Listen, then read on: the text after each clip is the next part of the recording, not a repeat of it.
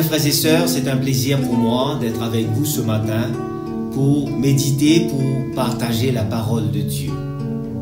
Et ce matin, nous allons parler d'un homme, d'un grand homme que nous connaissons tous, dont le nom était Élie.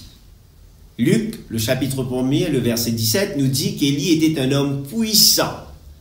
Et il fut utilisé par le Seigneur d'une manière extraordinaire, à plusieurs reprises pendant sa vie. Et nous voyons cela dans 1 Roi au chapitre 18 jusqu'au chapitre 21, voire le chapitre 17 aussi. Et lorsque nous regardons la vie d'Élie, nous voyons qu'Élie avait un rôle, un objectif particulier dans son ministère. Dieu va l'utiliser pour s'adresser au peuple, mais particulièrement au roi à l'époque, qui était un roi connu, pas dans le bon sens malheureusement, et ce roi se prénommait Akab. Et lorsque nous parcourons les chapitres 17, 18 et 19 d'un roi, du livre de Rois, un roi, chapitre 17, 18 et 19, nous voyons les 3 H dans la vie d'Élie. Au chapitre 17, nous voyons l'humilité d'Élie à l'appel de Dieu. Dieu l'appelle, Élie parle, part. Il se sent petit, il se sent humble, mais il part quand même. Au chapitre 18, nous voyons l'héroïsme d'Élie. Élie fait des choses extraordinaires à travers la puissance de Dieu qui se manifeste en lui. Et au chapitre 19, nous voyons l'humanité d'Élie. Élie qui, malgré tout ce qu'il avait fait par la puissance de Dieu, était et restait humain. Et ce matin, dans notre partage, dans le sermon que nous allons avoir ensemble, la méditation que nous aurons ensemble, nous allons nous baser sur le chapitre 19. Un roi au chapitre 19.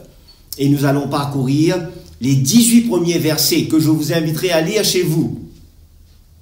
Un roi chapitre 19, verset 1 jusqu'au verset 18. Élie, l'homme puissant, la Bible nous dit au chapitre 19, se trouve maintenant dans un moment, dans une étape difficile de sa vie.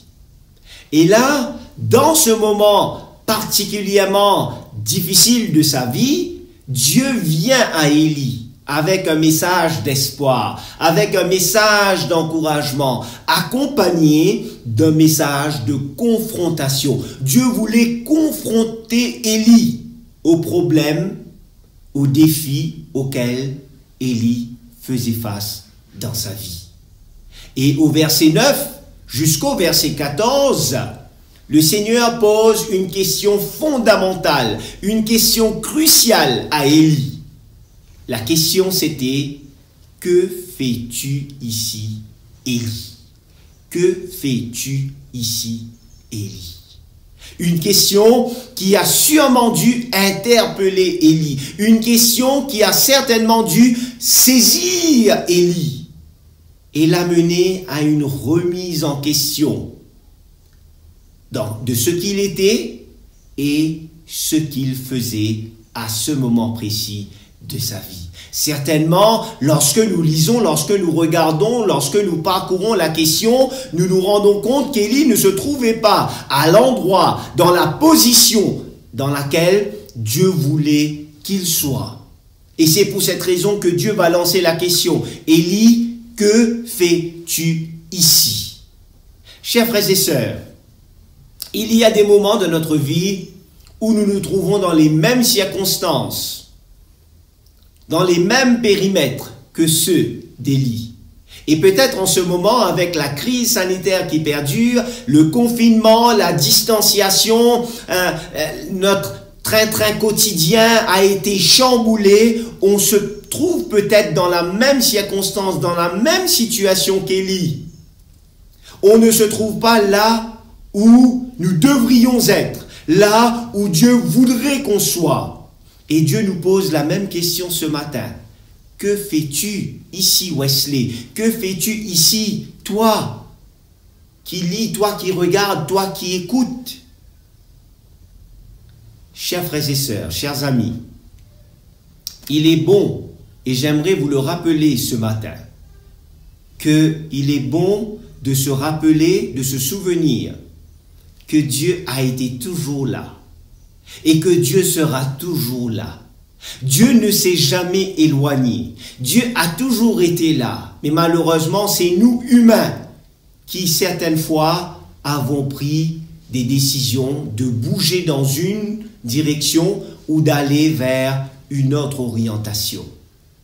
Mais ce matin, à travers ce moment de partage, à travers l'étude de la parole de Dieu, Dieu voudrait adresser à chacun de nous la même question, le même questionnement. Et d'ailleurs, c'est le titre du sermon que je vais vous présenter. Que fais-tu ici? Te trouves-tu là où Dieu veut que tu sois? C'est le titre du sermon. Et j'aimerais vous inviter à prier avec moi avant de continuer. Prions. Seigneur, alors que nous parcourons ta parole ce matin, nous méditons ta parole et nous voulons écouter ta voix nous parler. Fais silence en nos cœurs et accorde-nous des oreilles attentives. Seigneur, utilise ton serviteur ou un ses lèvres afin qu'il ne parle que de toi et que par l'influence de ton esprit, au nom de Jésus, je t'ai prié. Amen. Que fais-tu ici? Qu'est-ce qui a fait à ce qu'Élie se trouvait là où il ne devrait pas être? Et qu'est-ce que le Seigneur a fait pour le ramener là où il devait se trouver? Premièrement, nous voyons qu'il y a certaines circonstances qui ont paralysé Élie et qui l'ont amené à prendre ces différentes décisions. Au verset 1er jusqu'au verset 4 d'un roi chapitre 19, nous voyons au verset 3 qu'Élie va regarder aux mauvaises choses. La Bible nous dit, Élie voyant cela se leva et s'en alla pour sauver sa vie. Il voyait cela, il se leva, il s'en alla pour sauver sa vie. C'est toujours une mauvaise tendance, une mauvaise habitude, une mauvaise pente que de commencer et d'attarder ses yeux, de laisser ses yeux rivés sur les choses qui sont devant nous, au lieu de regarder au-delà de ces circonstances difficiles, au lieu de regarder au Seigneur. Nous prenons quelques exemples dans la Bible. Lorsque nous prenons l'exemple du peuple d'Israël qui quitte l'Égypte selon la délivrance que Dieu envoie à travers Moïse, le peuple se trouve maintenant devant la mer Rouge. Et lorsque le peuple regarde derrière lui, il voit le pharaon avec son armée. Le peuple regarde devant la mer, derrière l'armée de pharaon, et le peuple se décourage. Le peuple s'arrête seulement à ce qu'il voit. Mais Moïse va regarder au-delà de l'armée derrière et de la mer devant. Moïse va regarder au Seigneur et la délivrance va se produire. Lorsque nous lisons Exode, chapitre 10 jusqu'au chapitre 14. Lorsque nous regardons l'épisode des espions à Canaan, 12 espions vont parcourir la ville. Et lorsqu'ils reviennent, 10 parmi ces 12 espions vont s'attarder seulement sur les problèmes qui existaient. Il y a les géants, c'est impossible pour nous, nous ne sommes pas capables. Et le peuple va capituler. Alors que les deux restants, Josué et Caleb, n'ont pas seulement regardé aux problèmes, aux défis qui existaient, mais ils avaient aussi vu le Seigneur au-delà de ces problèmes. Et ils savaient que le Seigneur pouvait les délivrer. Lorsque nous regardons l'épisode de David, l'épisode du peuple d'Israël face à Goliath, alors que le peuple, que Saül, que l'armée d'Israël avait regardé pendant tous ces jours à Goliath, le grand, le géant qu'on ne pouvait pas combattre, David, il va regarder, il va voir le géant, mais il va aussi regarder au-delà du géant. Il va voir le Seigneur qui était là pour lui apporter la délivrance. Jésus, durant son ministère terrestre, fut capable de regarder aux circonstances, fut capable de regarder aux faits, mais aussi il fut capable de regarder au-delà de ces circonstances. il regarda à son père pour le délivrer. Que vois-tu aujourd'hui? Que voyons-nous aujourd'hui? Est-ce que le regard s'arrête seulement à ce que nos yeux humains peuvent voir? Non seulement Élie regarda aux mauvaises choses. Au verset 4, on nous dit qu'Élie chercha aussi les mauvaises choses. Au verset 4, pour lui, Élie, il alla dans le désert où après une journée de marche, il s'assit sous un genêt et demanda la mort en disant « C'est assez, maintenant, Éternel, prends mon âme, car je ne suis pas meilleur que mes pères. » Élie s'enfuit pour sauver sa vie, mais il demanda, il chercha la mort. Élie craignait pour sa sécurité et il voulait se protéger par ses moyens à lui. Et cela était devenu sa priorité. Aujourd'hui encore, chers frères et sœurs, la tendance humaine sur cette terre nous pousse à laisser les problèmes nous dominer, nous diriger, nous montrer le chemin qu'il faudrait que nous prenions. Et lorsque cela devient une réalité dans notre vie, malheureusement, notre moyen à nous devient le moyen par excellence pour devancer la volonté de Dieu pour notre vie. Nous utilisons nos moyens, nos capacités, croyant que ces moyens, que ces capacités pourront nous sortir de ce problème, pourront nous donner la solution. Alors que le désir de Dieu, c'est que nous le recherchions en premier. Le désir de Dieu, c'est que nous puissions nous charger de notre croix, selon Matthieu 16, le verset 24, et le suivre. Et lorsque nous prenions cette décision, Dieu va nous mener là où nous devrions être, là où il a préparé pour nous.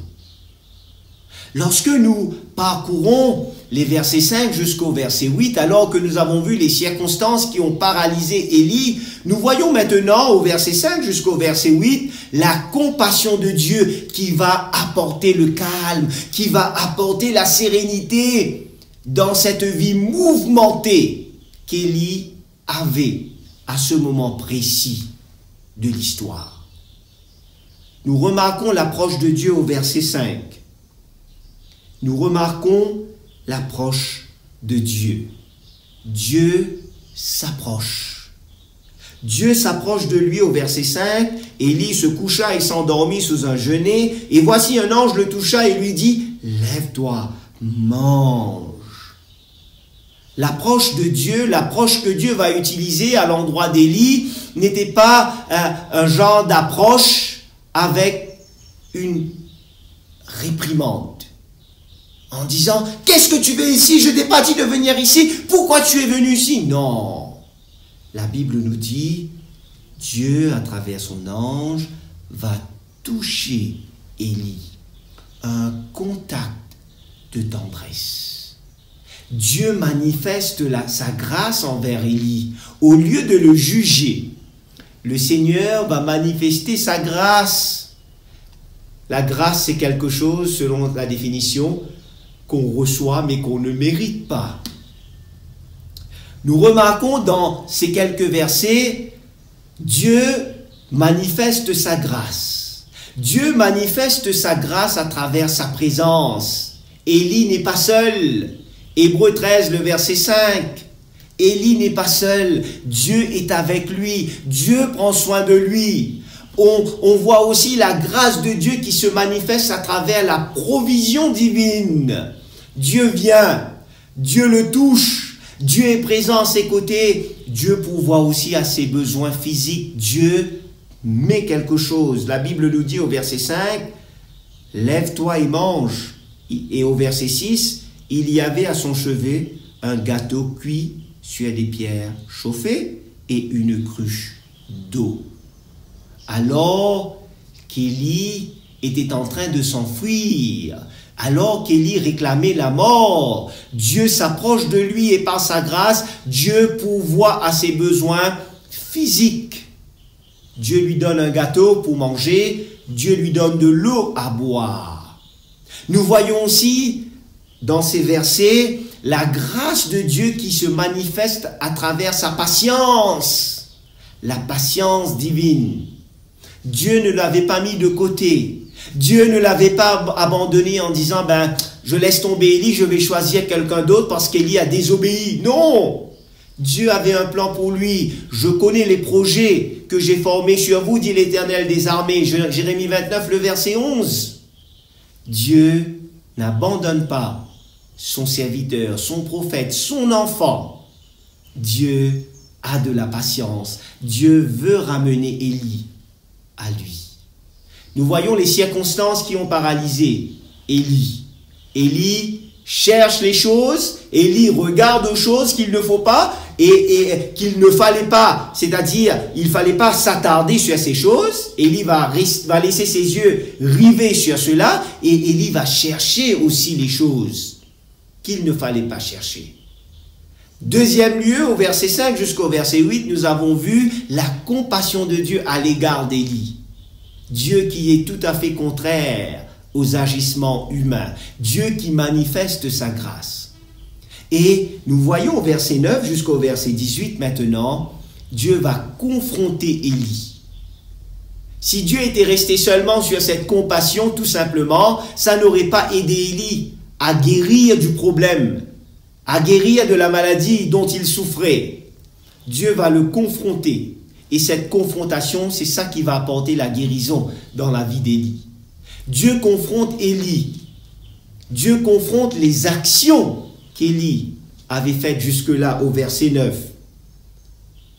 Et là, il entra dans la caverne, Élie, et il passa la nuit. Et voici la parole de l'Éternel lui fut adressée en ces mots. Que fais-tu ici, Élie? Dieu n'avait pas appelé Élie à vivre dans une caverne, mais à être en position pour lui. Qui avait appelé Élie dans cette caverne? Est-ce que cela faisait partie de sa tâche? Qui l'avait assigné à cet endroit? Pourquoi Élie n'était-il pas en Israël pour enseigner et encourager ceux qui avaient tourné le dos à Baal? Il y avait un grand besoin de son ministère à la maison en Israël. Mais Élie, lui, il se trouvait sur une terre étrangère. Il se trouvait dans un endroit qui n'était pas là où il devait être. Et la question que Dieu lance à Élie est une question qui est lourde de sens, qui est fondamentale, comme on l'a dit au début. Dieu ne nous a pas appelés, chers frères et sœurs, pour être vaincus, mais Dieu nous a appelés pour expérimenter sa paix, pour expérimenter sa joie. Et quand est-ce que nous pouvons expérimenter la paix? C'est quand autour de nous, ça ne va pas. C'est quand il y a la guerre autour qu'on peut dire, là j'ai retrouvé la paix. Parce qu'il y a un contraste entre ces deux situations. Dieu nous a appelés à expérimenter sa paix et sa joie. Dieu confronte Élie. Non seulement les actions d'Élie, mais Dieu confronte l'attitude d'Élie. Et nous voyons cela à partir du verset 11 jusqu'au verset 13. Dieu invite Élie à sortir de la grotte au verset 11. Sors et tiens-toi dans la montagne devant l'Éternel. Et voici l'Éternel passa. Alors qu'Élie sortit de la grotte, une tempête balaya la montagne, un tremblement de terre secoua le sol. Tout semblait être en agitation, avec le ciel en feu et la terre convulsée par des forces qui semblaient être sur le point de la déchirer. Tout cela était en harmonie avec l'esprit convulsif du prophète.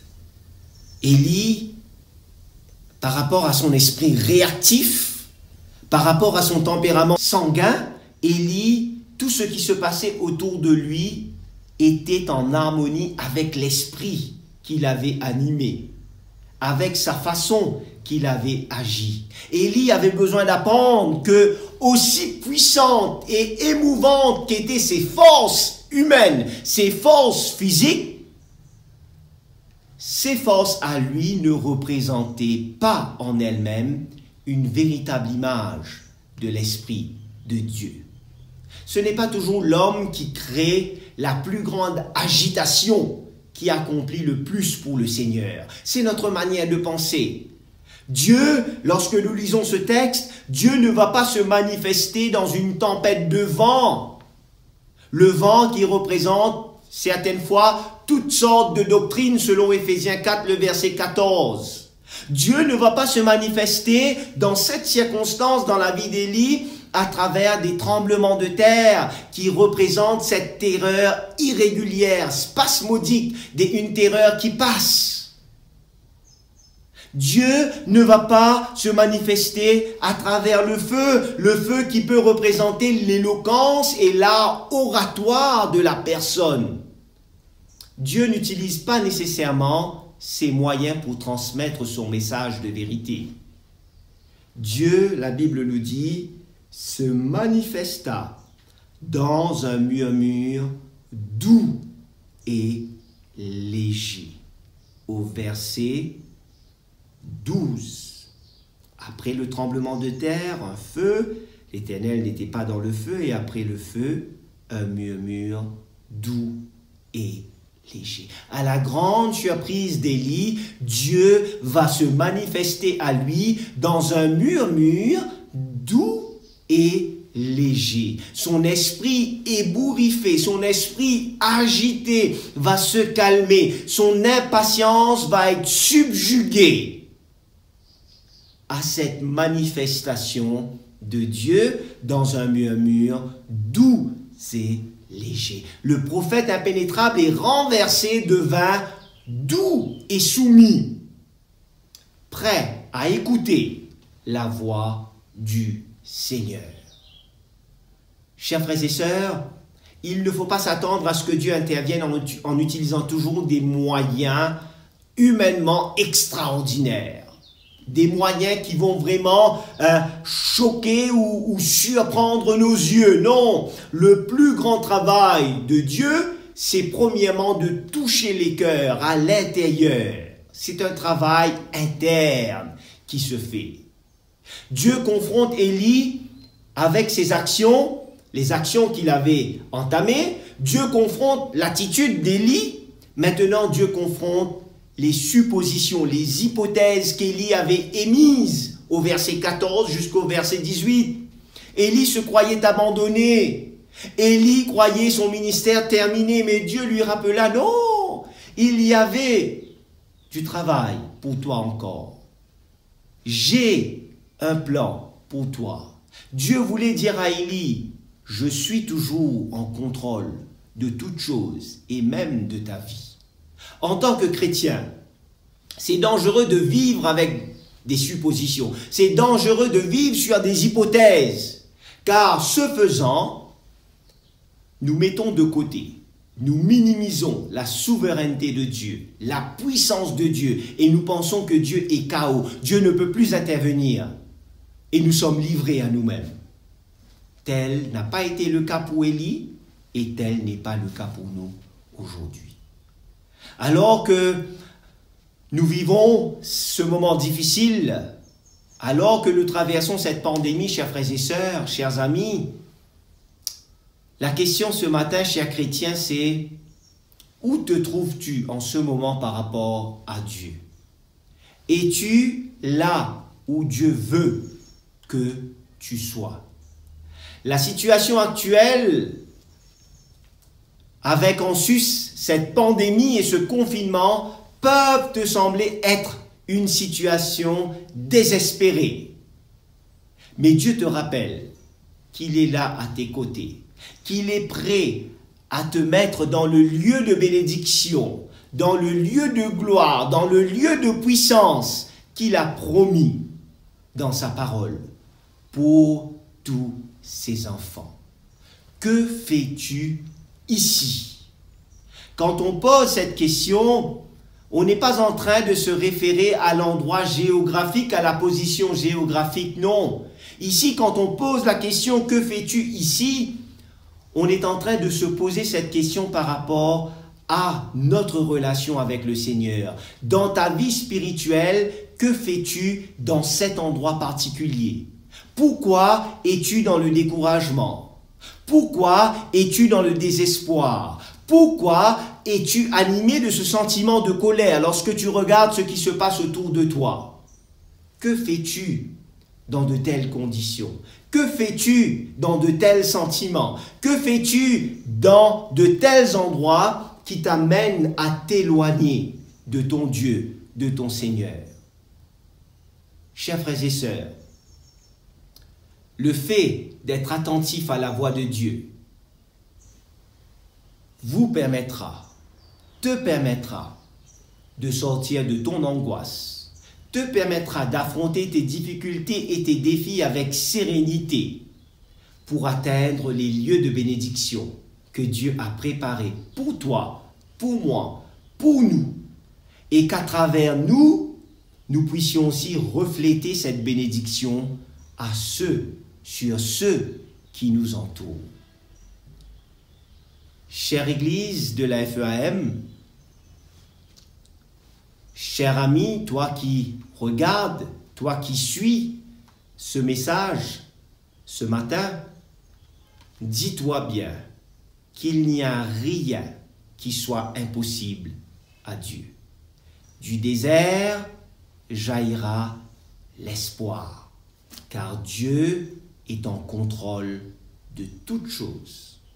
Mais dans cette promesse, alors que Dieu a un plan pour toi, dans cette promesse, il y a aussi ce besoin d'obéissance, ce besoin de suivre la volonté de Dieu, le plan de Dieu, ce besoin chaque jour de vivre ce réveil spirituel, d'adopter ces réformes spirituelles au quotidien pour qu'il puisse y avoir un changement.